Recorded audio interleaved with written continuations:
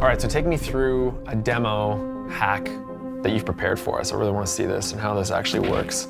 So there's a vulnerable piece of software on this computer. There's a vulnerable piece of software over on this computer, right? All right. So you see the only thing plugged into that computer is the power cord. The only thing that's special about that computer is it's connected to my wireless network, but that could effectively be just connected to the internet as well. Okay. So you just need a computer that's connected to the internet running a piece of vulnerable software.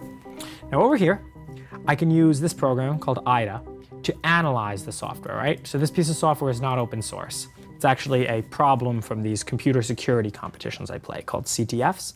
So this is a example CTF problem. I know I've already analyzed this, so I can tell you the vulnerability is in the change note function.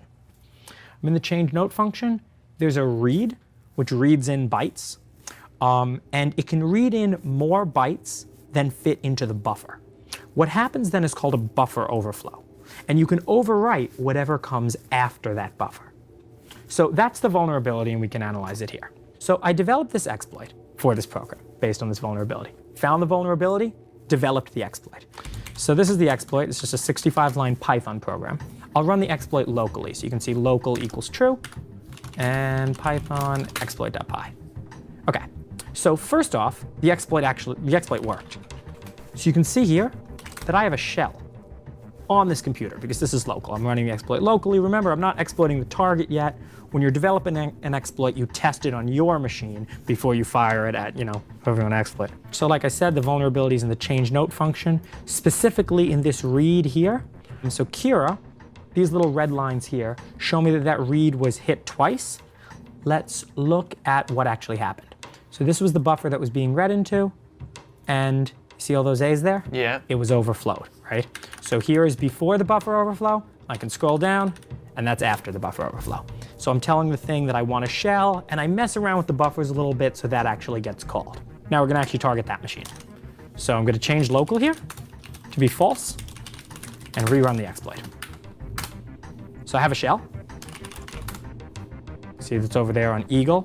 Now let's bring up a web browser and navigate to geohotz.com. Hey, look at that. Let's throw up a calculator. Oh man. Do you ever do this just to like fuck with your friends? That'd be terrible. No, I only do it on my machines. Exploits are too valuable. I wouldn't want my friends jacking my exploits. And so this is what it looks like when someone hacks something like a Sony. If I was actually targeting someone, I wouldn't pop up web browsers letting them know that I'm there. Right. So I can do whatever I want. I have a shell, so I can navigate around their computer, see what's on it, without them even seeing anything. And that's the key. And then I can get persistence as well, which means that even if they reboot their computer, I still have access. So this isn't a sophisticated attack. Nope. I prepared this demo this morning, so I don't have time to prepare something very intricate. Right. But yeah, so this would not even be like a very practical attack in the real world, right? So most of the time, like you said, people aren't just going on and then putting up terrible YouTube videos. It's like they're going in and then they're just watching. I don't know. I'm not big. For me, like I said, it's about the journey. It's not about the destination. No, but I'm just wondering. I don't know. I have no idea what people do. I don't know any of those people. Like people think, oh, it's computer security. You must know all those people. I don't know any of them. I guess that's part of the fallacy. I mean, yeah, it's part of this like media notion that, oh, he's a hacker and knows how to hack things, so therefore he must have friends and anonymous.